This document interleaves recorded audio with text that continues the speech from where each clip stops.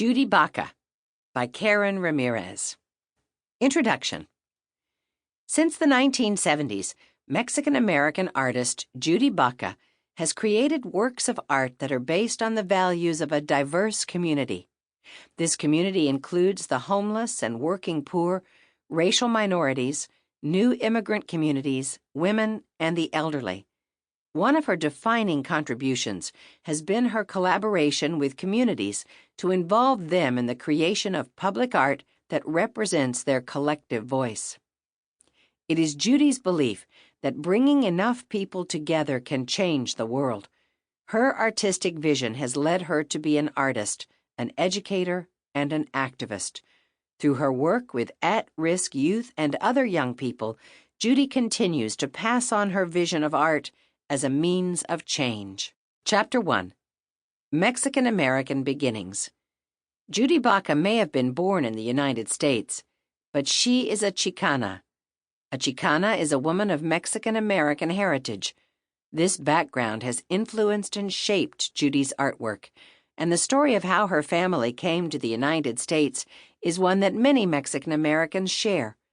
In the early part of the 1900s, Judy's grandparents, Teodoro and Francisca, were living a comfortable life in Mexico.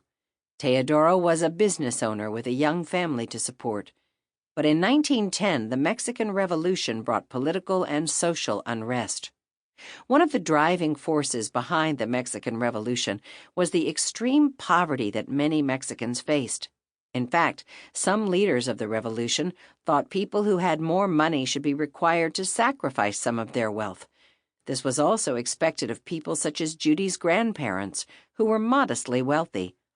One day, before leaving home to get supplies for his family, Teodoro told Francisca that if the revolutionary soldiers came to claim their belongings and money, she should give them everything.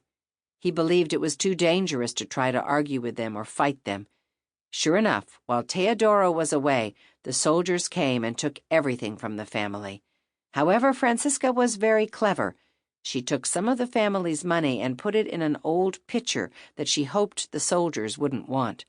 Francisca's deception worked, and the family escaped to the United States with the money she had hidden. At this time, many other Mexicans were making the same journey to the United States to escape the revolution.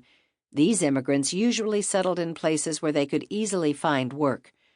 They often became migrant workers on farms, or they moved to places where they could work on the railroad or in mines. The Baca family moved to La Junta, Colorado, a small farming and mining community. After settling in La Junta, Teodoro and Francisca had a daughter named Hortensia. At the time, La Junta was not a very good place for Mexican-American children to be raised. The schools were segregated, and the school for Mexican children did not have the same resources as the school for the children of white American families. The ethnic groups were so divided that Hortensia didn't even encounter white people until she reached high school. Mexican children were tormented by other children in the community. In fact, on the way home from school in the afternoons, Hortensia's brothers were often beaten by other children. This discrimination convinced Hortensia to leave La Junta behind. At 18, Hortensia and a friend set off for Los Angeles. At the time, it was unheard of for a young Mexican woman to live on her own and support herself. Hortensia's mother was very upset about her daughter's decision, but the recent death of her father made Hortensia determined to find a better life.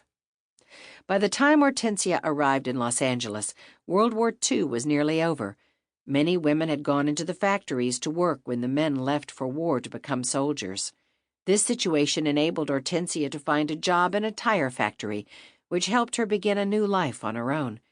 In the following years, the rest of Hortensia's family, including her mother, her brothers, and her sisters, joined her in Los Angeles. Living in Los Angeles.